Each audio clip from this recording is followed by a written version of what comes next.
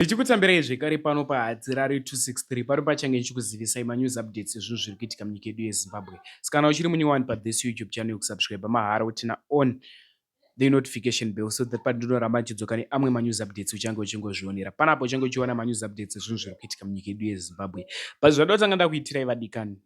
Tisatenda kure ndatilike this video, malikes akakosha zvikuru ende mukonera mavideos aya muri kupi. Zvanda kutanga ndakuitirai vadikani ndakuchanga ndakuisirai pfungwa dzevamwe vanhu vari kuprotesta. Vese vakadzituwa njaisa pana pathis YouTube channel vachitaura mafungiro avari kuita pavari kuprotesta. So ndakuisirai video iroro.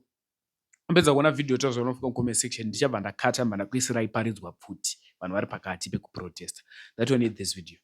Alright, ndikuti panapa isusu tanga tatafambira date rakaannouncewa naComrade Geza kuti on the 31st of March tichange takaungana then we are going to have a peaceful march ekugadzirisa nyika yedu. Saka isusu semaZimbabweans taona kuti regezawo tiende tinoungana nevamwe tobatsirana kumacha.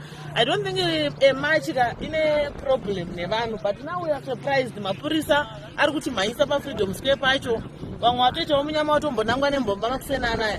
But isusu we are here and we are not going anywhere. Kusvika zvatafambira zvacho zvaita, we are going to stay here. Hatina munhu watadena, hatina kuda namapurisa, we are just standing. But we are surprised mapurisa ari kutibvunza what are you doing, what are you doing. Unge zvinonzi pana asiri kuziva kuti that one machi zvakanzi kudii. But isusu we are here and we are not going anywhere. Wafunga kuratidzira inine age yandire zvinhu ndine 63 years asi ndiri kuona kuti zvinhu zvaoma muno muZimbabwe zviri kuoma zviya nehurumende iripo yamunangagwe. Isu hatichaidi zvedu, vana vari kutambudzika. Izvozvi kukura kwandaita ikoko ndini ndakubhadharira vana vazukuru mafizi nekuti ndinowana maUS nekurima nedzimba dzangu dzandinadzo ndakutora mari iyo yekuti ndirye. Handichaidi basi ndakubhadharira vazukuru nekuti vana vari kutambira mazigi. Anda kuzoachinja mazigi aikuisa kumaUS kuti aendese mwana kuchikoro wari kutotadza. Asi mwana watotora nezvavo madhokta. Saka isu tatati hatichadiba zvavo umbavha hwanyanyisa. Mari haingati mari yenyika ingonzi ngeyachivhayo ngeyatagwirei munhu 103 nasikotisa kukanya muno muna 15 million chete asi munhu anogara ne100 million mumba make. Hatifungi kuti zviro zvakanaka izvozvo. saka imamusi kutya polisi here nema handisi kumboitya. Kana vachinditora ngavanditore havo. Izvo ndakatyoka gumbo asi ndiripo pano nemaklachi angu. Ngavanditore. Handizvo vanhu vese wawadzingirira vanhu. saka kana vamunangagwa vabva anochapinda ndiani? Aiwa tinoda kuti General Chiwenga wambopindawo. Kana watadzawo ndizvozvo General Chiwenga tinoda kuti wambopindawo. Zvakanaka. Next update ndiro video reparidzwa pfuti kuRotten Row, kona Rotten Row naRobert Mugabe. Ndoparidzwa pfuti nemapurisa after vanhu vari pakati pekuprotesta. So ndoda upedza kuona video rese iroro ndichakuisa kuri kumberi. Ndoda kuti mupedze kuona video rese iroro vanhu vachiprotesta nepacharidzwa pfuti nepachakandwa matear gas nepachaatakwa mapurisa vachimhanyiswa. Ndoda kuti muone video, wapedza kuona video tozvo unofika comment section inisaterare ndafunga kukutizai. Much love.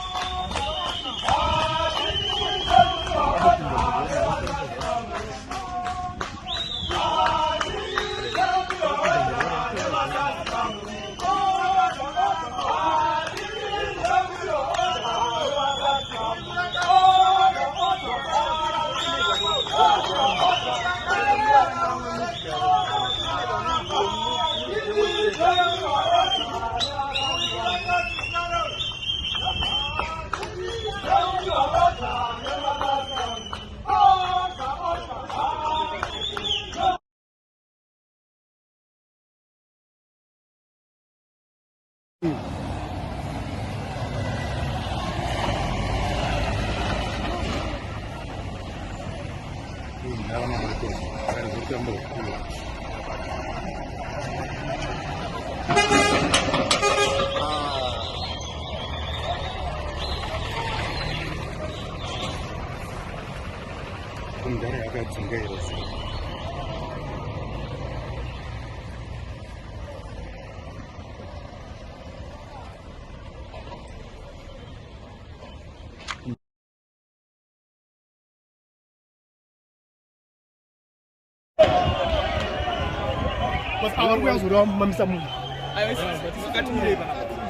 Ngozi mkaenda.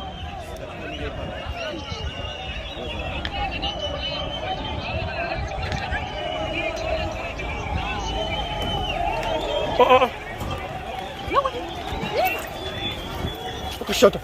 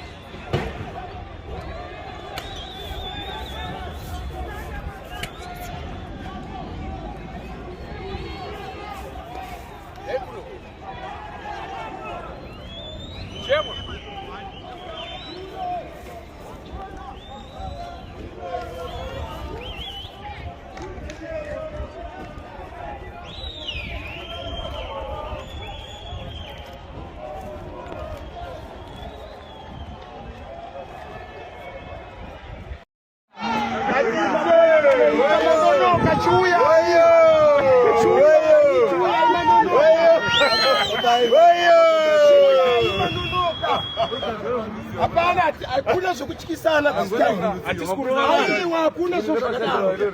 hakuna zvakadaro mani. Ngoda zvedu murunyararo. Thank you comrades, rega timbounganidza vanaika. Iro ningira timbounganidza vanaika.